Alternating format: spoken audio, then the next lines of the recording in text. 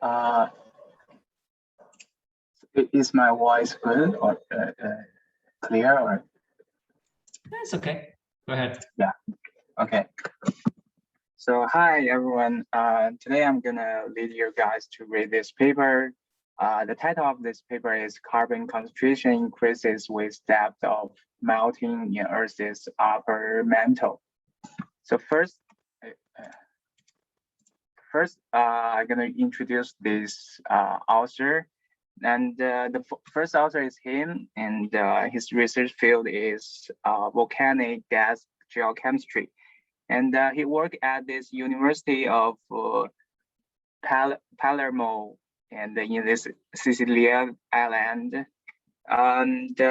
And I checked on his homepage. Well, it's wrote by Italian, so I have to use the Google Translator to translate into English. And it says that he is also a member of the Citizen Protection Volcano Risk Department.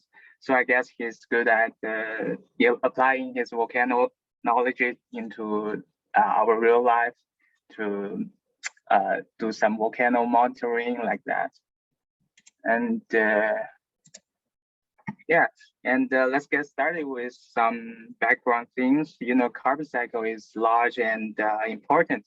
It begins with the carbon in the ocean lithosphere and subducted into debris. In this process, and some of the carbon erupt by the volcano, the arc volcano and the non-arc volcano, and the other part of the carbon go deeper to the deeper mantle, and the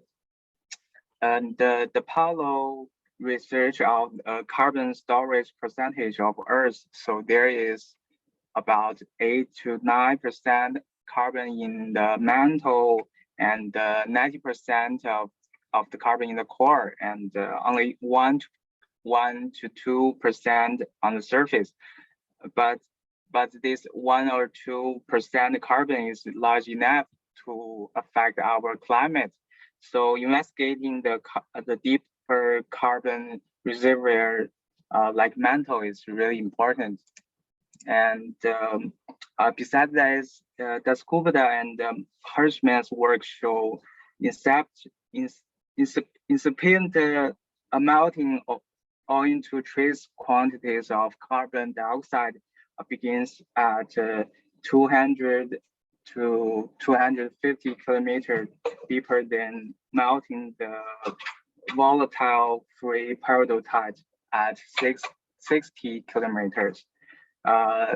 So you can see the dry peridotite solidus is here, and the carbonate peridotite solidus is here, and the carbonated peridotite is like containing 120 to 1,200 ppm carbon dioxide. So so our paper is trying to measure the carbon content of mantle. There's two ways to measure it. First is to analyze the melt inclusion. There's carbon dioxide in this melt inclusion, but the bad thing is the carbon oxide will be gassed during this magma progress. So the other way is to use the magmatic gases, which is this work using. So due to the limited solubility in silicate melts under crustal conditions, erupted magmas are extensively dilated in carbon by gassing. Even the most deeply trapped melt inclusion in crustals fail to record the initial carbon cargo. So the traditional melt inclusion is not good to use, and the carbon is lost to vapor during the decompressing driven magma degassing, which can be directly quantified by measuring the shallow release of the magmatic gas carbon dioxide through volcano gas during both volcano sleeping and eruption. So, and the authors, they selected 12 volcanoes to do this work. Before their work, they mentioned that non-arc volcanoes like MOB, OIB, and continental related magmatic gases are typically rich in carbon dioxide compared with their arc counterparts. But in my knowledge, usually I think the arc volcano have more carbon dioxide. So I think it's good to know that. And with extreme carbon dioxide enrichments observed in gases released by this magmatic system, like in the East African Rift, which is their one of their volcanoes they select, and in that volcano, the source mantle is expected to retain high carbon amounts, but the link between the carbon-rich magmatic gases and their mantle source characteristic has not been quantitatively explored. So they are going to explore this link, and they found that the carbon dioxide is relative to the large iron lithosphere elements like Mb and Ba, and besides that, they also found that the melt inclusions are degassing before erupted to the before the test date, and this is their model calculated the carbon dioxide, which is the parent melt carbon dioxide. This is the measure in melt inclusion carbon dioxide. So you can see in this one-to-one line, all of the inclusions have been degassed. So, and in this part, all the melt inclusion from all this research have been degassed. Also have been degassed, and this line is the they think that the carbon dioxide is related to this large iron lithosphere elements, and the data in this paper is a little complicated, so I'll just use this page to introduce that to you. And the first part is the test and collect some volcano gases content, especially carbon dioxide and sulfur. Sulfur T means SO2 minus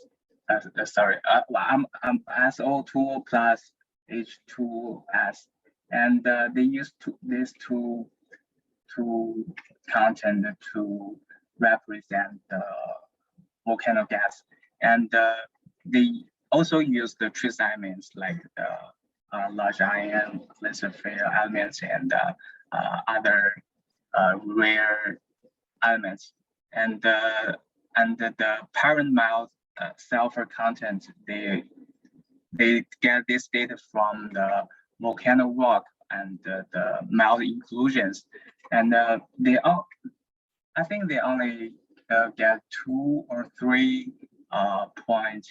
Like I said, there are 12 volcanoes. They can only 2 or 3 data themselves, and the other data they are get from website or like the Earthchem website or Geological Chemistry website to get this data.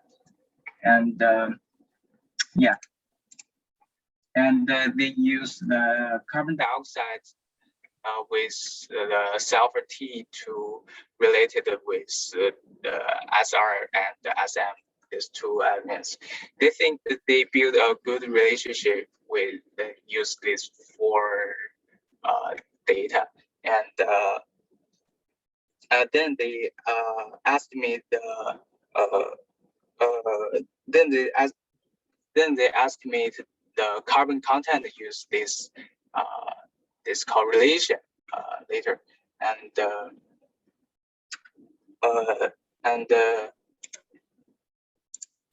yes, and they asked me the mantle carbon contents positively correlated with the pressure of the initiation of mantle melting as derived from using a series of independent barometer, and their results identify a download carbon increasing trend in the mantle source of OIB and the continental rift magmas. And in this figure, you can get this conclusion like there are about 400 to 700 ppm carbon in the 100 to 250 kilometers mantle. So and even the chemical and the isotope tracer indicate that carbon-rich crustal lithotype is little at the most of theirs, like volcanoes, but they can't exclude that at volcanoes overlying sedimentary succession, a minor carbon dioxide fraction is derived from the carbonation reaction of crustal limestone. Therefore, in this figure, they use they use the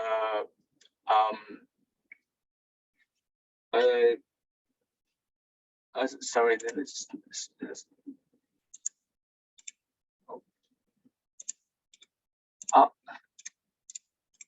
I forgot to put the figure on this page.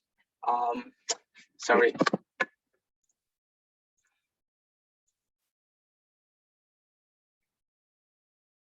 Oh, sorry. I forgot to put this figure on my PowerPoint.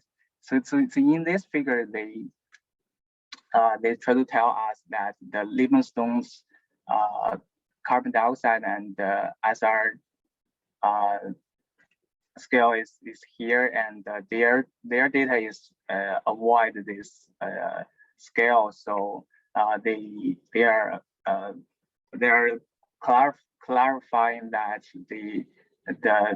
the carbon is not from the limestone, and they are from the mantle. So and so let's go on with this.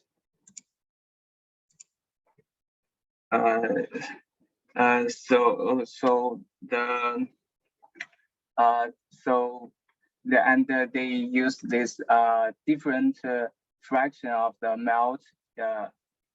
Sorry, they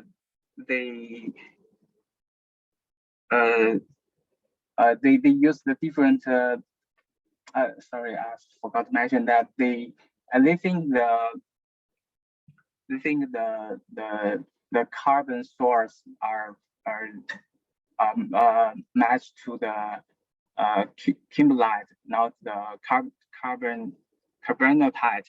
So they think the melt is the carbonate silicate melt, not the carbonatite melt. So and they calculate the melt with the melt addition fraction. So their data are this symbol, and after they calculate the fraction. They think there are different fraction of the melt addition. I mean the carbonate silicate melt addition. So they think the mantle is not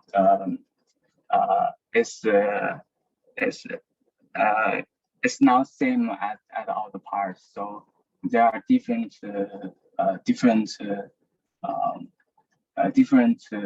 carbon content, the carbonate silicon content in the mantle,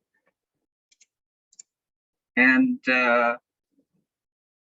finally they simulate their data across this transect from the Atlantic to Indian Ocean.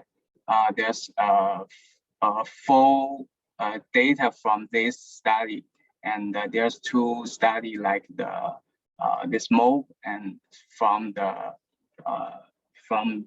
other research, and from this research, this symbol like that, it means the mesomerism melt, and then they calculate their data's incipient melting, which is the source mantle, which the volcanoes magmas from, and they calculated this carbon content to use their equation to calculate, and you can see there are like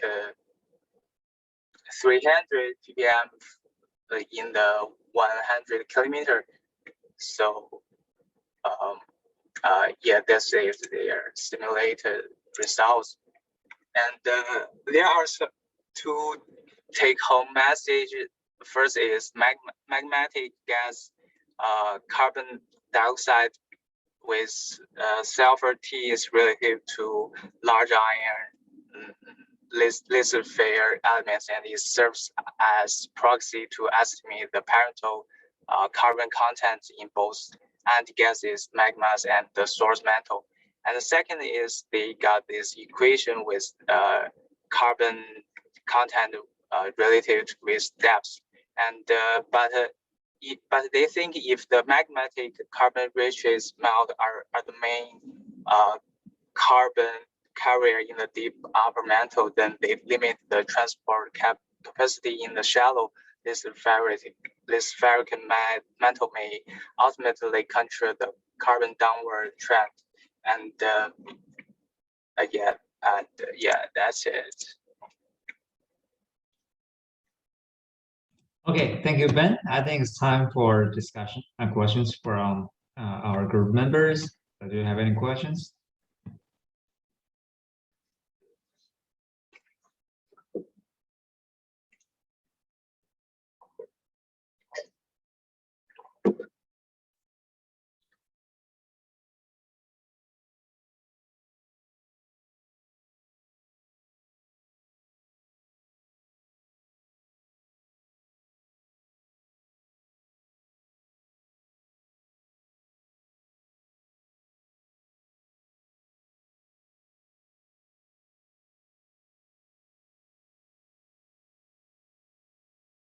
You don't have any questions? Do you think that this paper is right, everyone?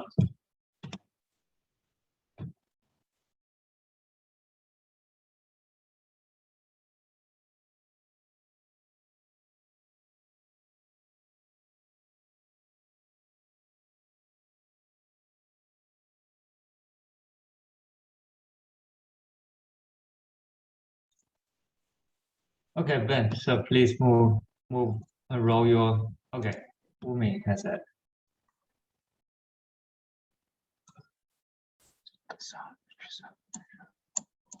Okay, so Trenta asked that the relationship of carbon dioxide and trace elements can be applied in basalts. Okay, please move there. So actually, I don't fully understand. So here's what I know is that, okay, so when, maybe you can move, this one is fine, this one is fine. So Because when you go to the mid-ocean basalt, when you collect one mid-ocean basalt and then you analyze it in the laboratory, so most of the carbon is already degassed. So how people measure the carbon, but it's a general thing for all volatiles. So carbon is degassed, water is degassed. So how do people calculate the amount of carbon, hydrogen, and in the basalts before the degassing? So one direct way is what they do is that, okay, you go to collect some degassed volatiles, and then you collect for a certain amount of time, then you estimate how much of the magmas have been devolatilized.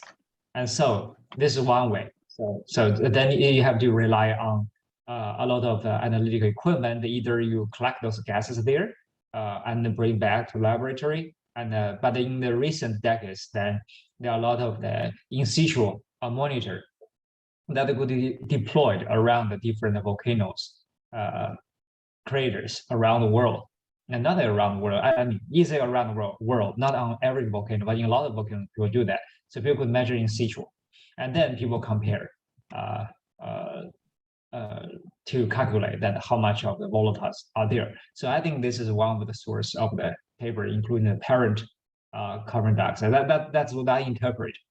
And there's another way is that people go to look for the inclusions, the melt inclusions that are really primary, is that they are preserved.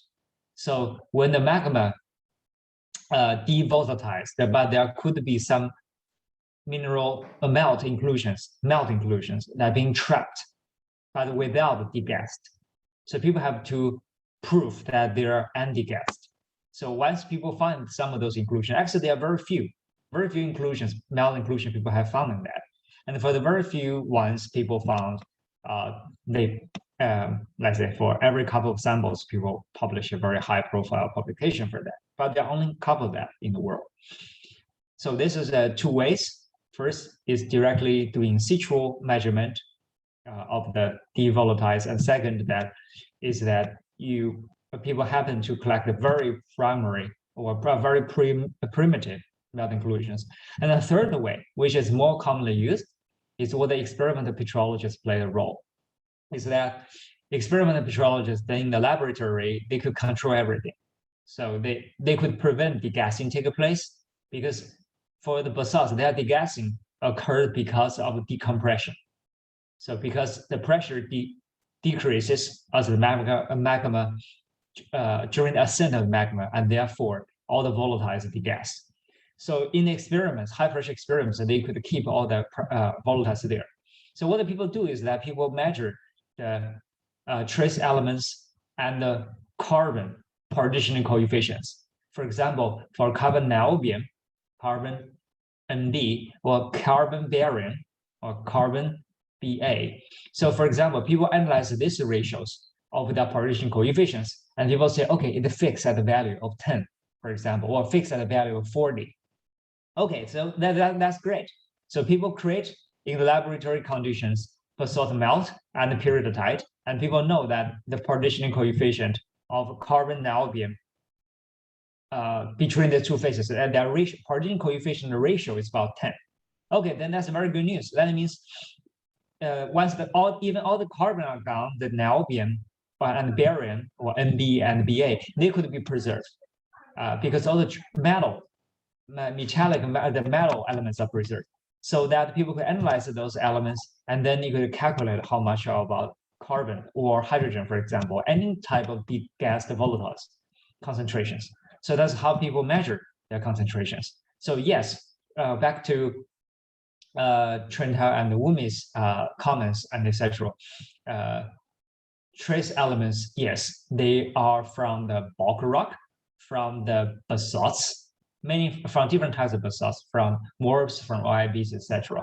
And they are being used to calculate the primary carbon dioxide contents, but that has been based on experimental petrology. That is what I interpret, unless they go to some of the volcanoes where they detect the carbon dioxide concentration that from the degassed magma. Okay.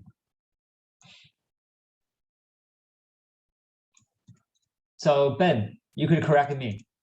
So in this figure, so what are the methods that they use to calculate the parental carbon dioxide?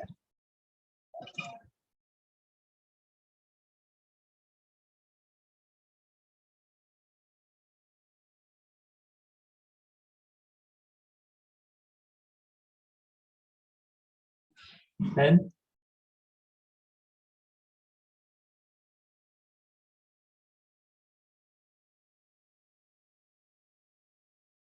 Ben, are you here?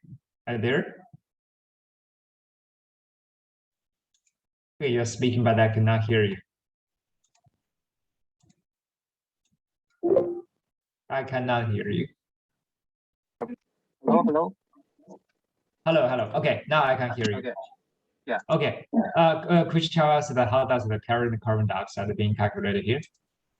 Yeah. I think if they use this equation, they there's a trace elements and the carbon dioxide with the sulfur T. So you have to know the sulfur T to get the carbon dioxide content. So, but this is carbon. This sulfur concentration is measured from the degassed volcanoes, right? They collect the gas. Yes, right. Because yeah, they can easily get the sulfur degassed, not degassed the sulfur, because the sulfur can be more diluted in the silicate. I don't know if but still for the y-axis, how does the carbon come from? The carbon dioxide and the sulfur T, total sulfur ratio. Where does this carbon dioxide come from? I think this carbon dioxide is from their test and their calculation. There's two, they don't get the data, so they calculate for this figure, and the rest of them they test. No, I don't think that you make it clear. So if they make the plot, how can there be a calculation? I think they use this data, the plots, as what they are showing in the figure caption, figure 2. They say it's time averaged volcanic gas. So it is measured. Yes. No, it's not calculated. Yes. Well, I think I remember that there's 2 of the data they calculate, and the rest of them they measure the volcano gases. Yes, I can show you that there's 2. They don't get any data of them. Yeah, here. They don't get any data from here, these 2 locations. So they use their equation to calculate the plot. And the other they use the gas. But this equation is from all the other from their yeah that plot. Okay, I see. Okay, that makes sense. So they are trying to interpolate, I hope. So where are these 2 places where they calculate? What is the name of them? Lucky and Nebro. Okay. Or maybe they didn't show here. Okay, they maybe show the other map in this. Okay, that's okay. Okay, that's okay. So that means carbon dioxide here is what they measured. Yeah, they measured. And then use the carbon sulfur ratio. And then similarly, so how does the parent magma carbon dioxide calculated? So in your slide 7. Yes, they use, I think they use the sulfur of the I think the 200 kilometer or something like that, and they think the sulfur is now through the degas, and so they can calculate the not degas carbon dioxide. But the carbon dioxide, the sulfur ratio is from degassed gas. right? It's not from the Yeah, primary yes, magnet. yes. Then how can you calculate the primary magnet? I think they're this. I think they think that the degassing process is the sulfur and the carbon dioxide is performed similarly in this degassing process. So if they can get the sulfur, not degassing sulfur, so they can get the not degassing carbon dioxide, because they perform similarly if the degassing happen. Oh, really? I think. Really? That's very contrary to what I think, because this doesn't totally make sense, because carbon and sulfur definitely should fractionate during the degassing. I don't know that how they define that. It's not clear to me. Carbon and sulfur should fractionate. I mean, almost all elements, elemental ratio fractionate. For example, carbon albion ratio, carbon ND ratio, for example. Well, yeah. For example, if the primary magma, the value is 1, I just make up a number. And then, or degassed basalt, this value will be very, very low because most of the carbon is degassed. So the carbon albion ratio of the basalts will be very, very low. Of course, it is fractionated. And unless both of these two elements that during degassing, this is also partitioning process, you see, unless they behave exactly the same. I really doubt that both of them, sulfur and carbon, behave exactly the same unless there are evidence to suggest that. For example, we have 200 ppm of sulfur in the source, and then you have, like, say 200 ppm carbon. I'm just make up a number so that their weight ratio is 1:1. So in a gas, is that ratio still 1:1? I really doubt. Okay, ask about author, but I think that we may have a way of figuring it out later on. Maybe we should read the paper again by ourselves. Okay, let's move on. So they have the parental carbon dioxide here, they measure the carbon dioxide, and then whatever. So if they believe that it's true, that means there are more carbon dioxide in the parent, and so the melt inclusion actually has been degassed. So okay, so for some of the points, degassed melt inclusions. Okay, so Lei asked a question that what is the proportion of these two parts, so melt inclusions as well as gas. So basically, I think that's how they're trying to calculate the primary. Yeah, well, we can see from this table, and I think they got all of them. They got the gases, and the melt inclusion. I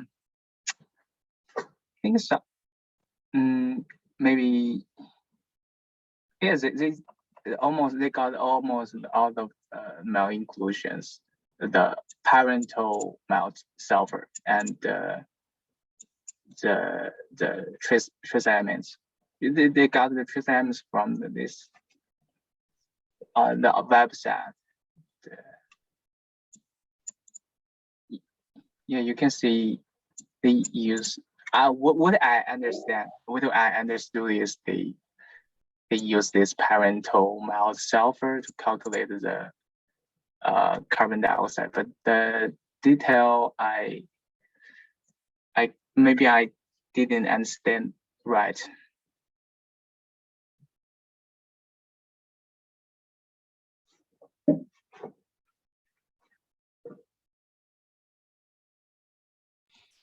Okay. Okay, that's a little bit confusing. This paper actually, the presentation a little bit confusing. Okay, could you move on to another PPT slide where you show with the increase of depth, the carbon dioxide concentration change? I think that's the take-home message. So could you explain that? how they make this calculation, the different curves that they show. And then, yeah, PPT yes, slide. that's, Yeah. yeah, and this point at their data points, after they got the parental melt carbon dioxide, so they got the carbon Yeah, by the way, carbon. by the way, what is their barometer? How they calculate the pressure?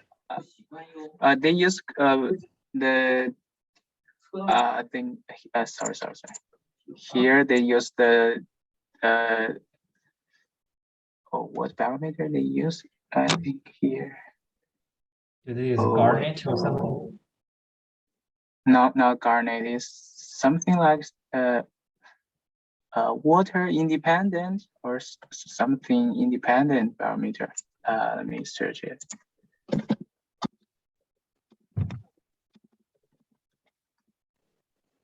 Here. They use P dependent and H2O independent parameter method. So what it is? Okay. Show you.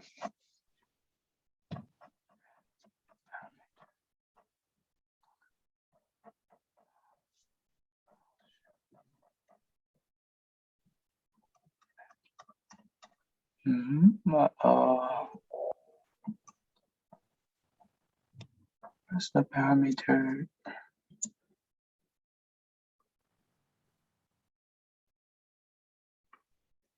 So has anyone of you that when you read, you pay attention to the barometer? Here. The pressure of weight calculations. I think I don't know what it is actually.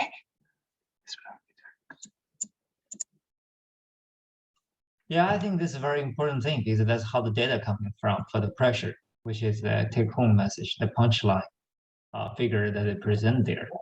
Because if that barometer has a lot of problems, so then let's say maybe the correlation they presented won't be true. Also, it's interesting that they could show some barometer that's showing it's more than 100 kilometers deep. So that's not a normal one. Okay, so yeah, please go back to explain the curve. Yeah, that's something we should also bear in mind. We should be clear either from the paper or ask the speaker. You use the Mills program construct. Then by what? By what? By their right composition, and then use the Mills to calculate. I mean, there must be some. Yeah, because basically you cannot directly use the calculate the pressure. You have to use the certain composition to calculate the pressure, right? Because natural samples doesn't tell us the pressure. Natural samples only tell us the composition. So from this composition to pressure relationship, how we are going to measure that? Because there are different barometers for it. And you can say, okay, melts basically that tells the evolution of the magmas, but that is still the melt composition equilibrium with certain things at a certain PT temperature and pressure. So that's how we get temperature and pressure. And in the paper we read last week that was about garnet, but there could be other barometers that are available, not only depend on minerals, but maybe mineral pairs, maybe melt mineral pairs or something like that. Okay, this is something we need to figure out. I think it's very, for me, at least I need to know, because I think it's very, very important because of how I don't know what's the error bars of these points vertically, because you don't know that how deep or how shallow they are. Okay, so then go ahead to explain to us again about how the curves are drawing and how they are trying to use the points they plot here to fit the curves. Oh yes, so the samples are their data, and they got after they get the carbon contents, and they use the barometer to get their depths, so they can simulate this line, and they use the depths and the carbon contents for this this equation, and they got R fund equal to 0.6. So they think so they think the carbon is related to the depth, and the more depth, the more carbon. And you can say if you set up in the 100 kilometers or to 200 kilometers, there's are 400 to 700 ppm carbon in this mantle, upper mantle. Yeah, they just, I think they just say that this is the best fit they got. Okay, but to me, they only have like 1, 2, 3, 4, 5, 6, 7, maybe 7 points that at more than 50 kilometers that has high carbon content. Yes. Pretty much. Yeah, they just have some points that have pretty high carbon contents, because what people think is that, okay, at the Morb source, the carbon content is about, let's say, 10, 30 ppm. Maybe some people think we have 50 ppm carbon, but at ARC, there could be 500, or even some people think we have more than 1000 ppm of carbon.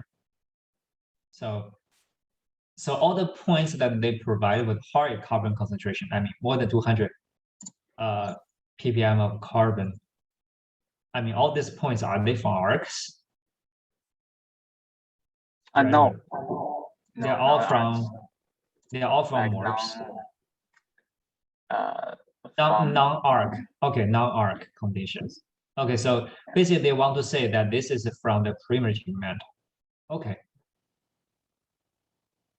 Yeah, the error bar is very large. Trentao, yes, I think you're right. But I think so much we could undo with that. So that the surprising news, at least interesting points that this paper presents to us, is that they find some of the non-ARC samples that has very high carbon concentration. But to me, it is not straightforward that with the increase of depth, the carbon concentration increases. So look at the ones, for example, 60 kilometers and 80 kilometers.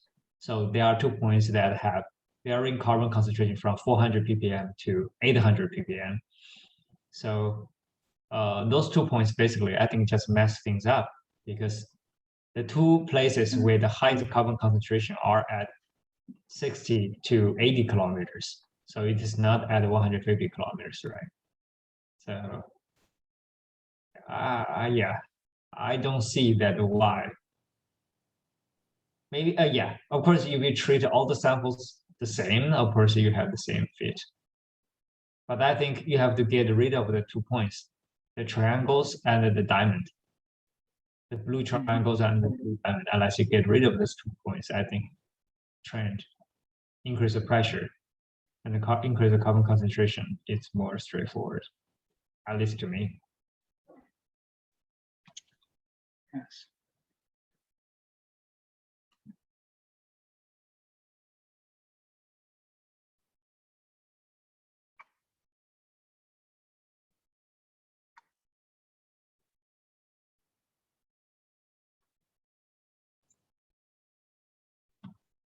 Yeah, so it's not reasonable. I don't know. I cannot. I don't know. First, I don't know how the pressure is calculated, and how large the error bars in pressure. And the second, I don't know whether it's still okay if we do the regression like this.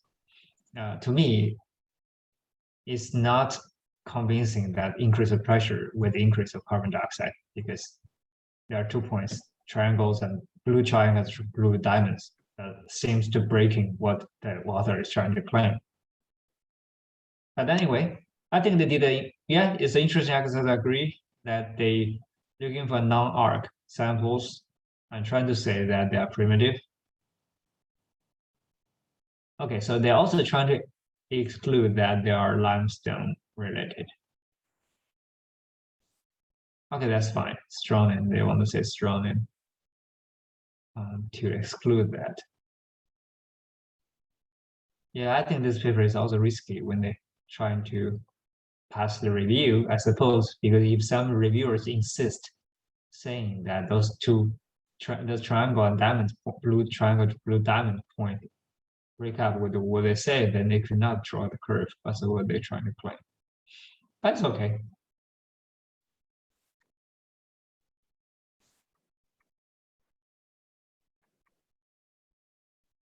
Okay, then could you move to slide 11? Yes. Yeah. So the reason they want to calculate the fraction of partial melting, is because they want to calculate the parent magma carbon concentration. Is that right? No, I think they are trying to calculate the carbonate melt. Because they think the addition of the carbonate melt is the reason of the carbon content increase. Okay. So they're trying to say, so for the red curves, so what are for the red curves? So they are carbonate related, Yeah, right? yes, they are mixing fraction of the carbonated melt, carbonated silicate melt. They think that's the melt what caused this. Okay, I think there's something that is interesting. Actually, we could, if it's right, then this way could use to calculate how much amount of carbon. Okay, that's really good. That's really good. Do you think your CPX could do a similar exercise? By assuming that how much of carbonated melt reacted with your samples? I think, but we can't get this y-axis data, right? We don't have the sulfur. I think we don't have the sulfur or the sulfur data or like that.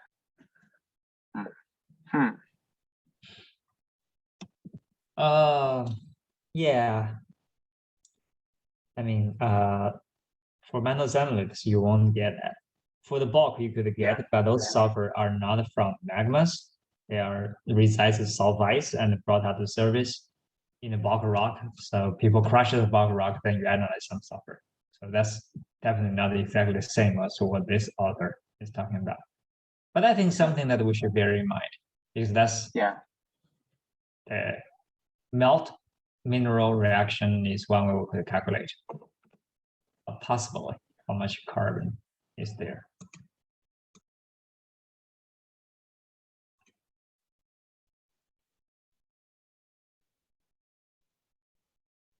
So what is a CB1 in this figure mean?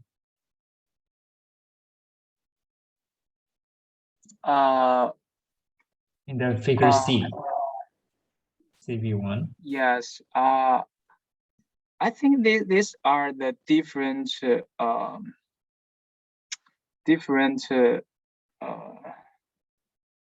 composition of the carbonatite and kimberlite data assumption. I think because you can see they're from like Georock and they calculate them. I think that's it. And then CB1 is what? Well,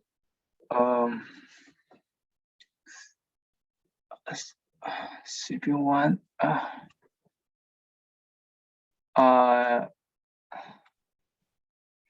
CB1. I think it is.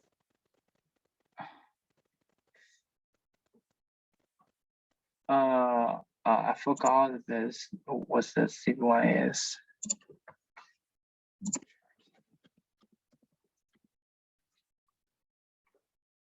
Yeah, they did.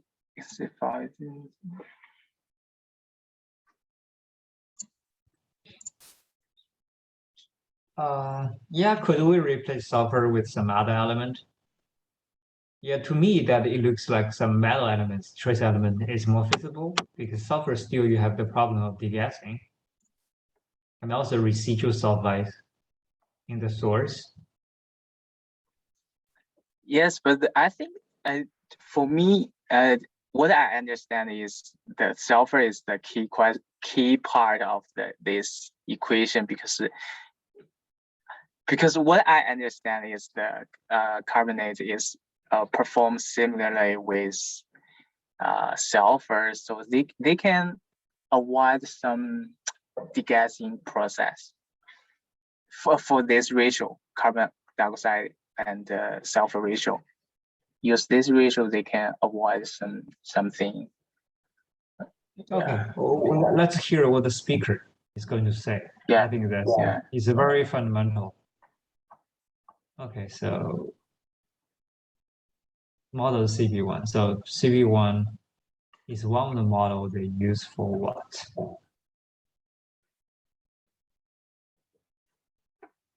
So do we have the extended data table for it?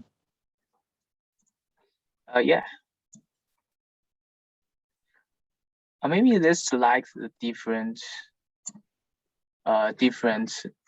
composition of their carbonatite and kimberlite, so they use like it's a carbon-rich melts. Okay. Okay, that's interesting actually. Ben, this is a very good carbon-rich the somatic melt you could be thinking about. Okay. Yeah. It's really good.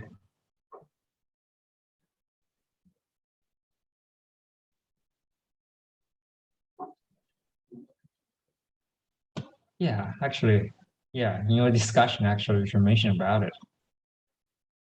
They have very high thorium, high uranium too, some of it. High niobium. Okay.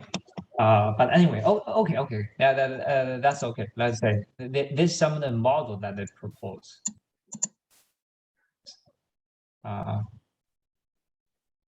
The barometer is applied on whole rock composition. The barometer is giving another. Okay, another paper. So it's a whole rock composition. Different animal members kind of tested sensitivity model. Yeah, if we did use the whole rock, then let's see how they use the whole rock composition calculate the pressure. I mean, if you really go to more than 100 kilometers, that means it's more than 3 GPa.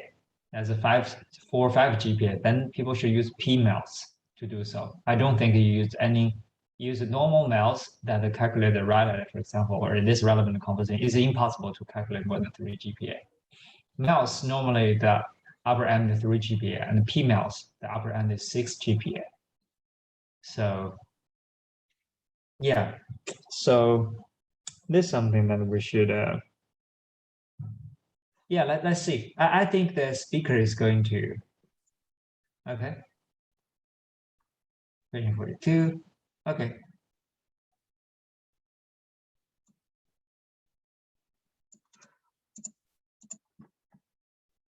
Okay, let's also see what the speaker, because I do would like to see what the speaker trying to say for about the pressure. Yeah, it's an interesting one because of the carbonated melt. I mean, they are everywhere. People think that they're everywhere. Their role is important. They induce partial melting, incipient melting at a much deeper depth than what the people, than the melt without carbonate can do. So people think that's very important. Yeah, the Trent House has the different carbon and member contents. Yes, they do. Not really. The carbon content is the same, right? 40 ppm. Carbon is the same. Sulfur is the same. They just have a different trace element concentration. But I don't know how they come up with this. But it's very interesting because they do provide one way that for these models that you can know how much of the carbon, I mean, aromatic carbon.